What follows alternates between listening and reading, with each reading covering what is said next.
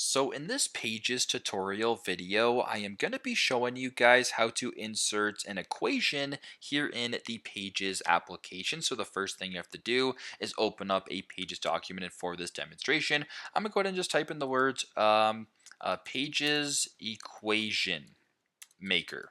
I don't know, whatever. So if you wanted to create an equation, so let's just say, for example, you wanted to do Albert Einstein's E equals mc squared. If you just were to type in E equals mc2, that's what it looks like. You can also go E equals mc. You can go up and 2, just like that. It's not quite the same. It's not the prettiest ever. But if you want to make the equation super official with all like the specific symbols and all that kind of stuff, it's super simple. I go to the top to where it says insert right here, press on the drop down. Go down to the bottom to where it says equation right here and press on that. Now where it says equation right here, edit equation, you can type in E equals MC, you can go up, squared.